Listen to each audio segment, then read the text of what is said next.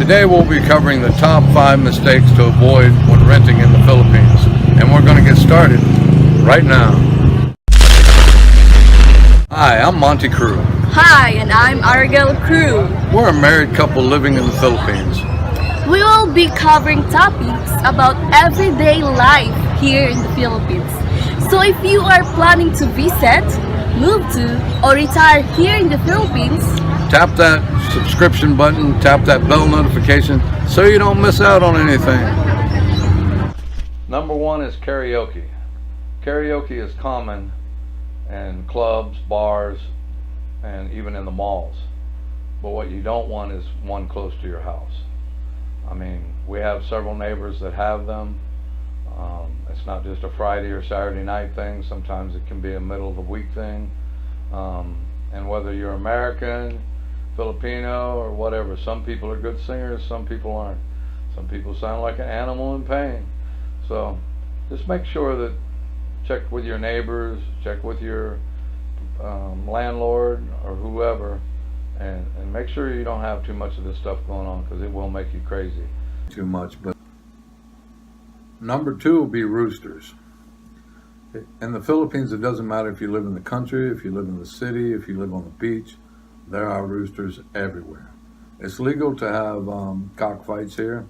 So just about every little town, municipality, or whatever has a big building for this, and it can get quite loud. So everybody and their brother has roosters. They're raising roosters to fight, and we have some next door, and it can get quite loud. But I grew up on a farm. Doesn't bother me too much. But we lived on the beach. The beach was very, very loud because in that area was a lot of fishermen, and they all were raising roosters. We had roosters down the side of our house, roosters in the back of our house, roosters up the other side.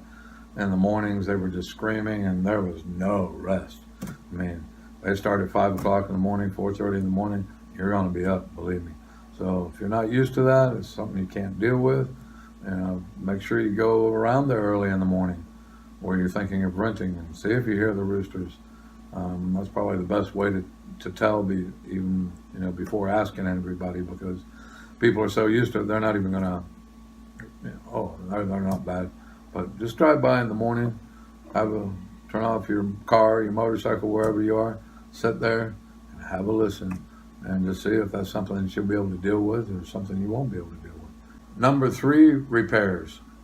Make sure it is clear between you and your landlord that they are responsible for any and all repairs. In our last home, we didn't do that, and it caused some problems. The landlord decided the roof was leaking, and you're going to fix it. So after some discussion about us moving, she decided to fix it. But you need to be careful with this. If it's not stated in the lease and it's not clear between the two of you, it can cause a lot of problems, and you end up either homeless or roof leaking on your head or having to spend some money for repairs that you don't have. So make sure that's clear. Before I move on to number 4, if you have any questions or video suggestions that you would like to see in the future from us, leave a comment down below and let me know what that is. Number 4 will be the lease.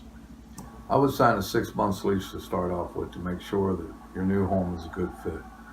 Make sure your lease is professionally drawn up, and you guys have any amendments or something you want changed in the lease, make sure that's done on the up and up. On my last lease, I guess the landlord went online, found some type of room rental situation in someone's house, and wrote the lease up on there. Stuff pertaining to keeping the bathroom clean in the common areas, cleaning the house. It kind of ended up being a big mess dealing with all that. So just make sure you're dealing with a professional lease. I made my mistakes in the past. Now I have a well-written professional lease. Number 5 will be pre-written checks. Don't get involved in this. Many of the landlords here, especially with foreigners dealing with us, they want the entire lease.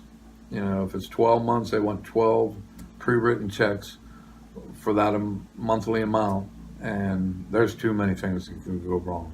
What if you have an emergency and you have to go back to your country? What if it's noisy and you just can't take the noise and you want to move, or there's some big issue and you need to move? Well, you're not going to get those checks back. And if you think you're going to take them to court, the system here is slow. It's probably take a couple of years for you to get to court. By the time you get to court, all those checks are cashed. All that money's gone. So don't get involved. Don't get involved. Don't do it.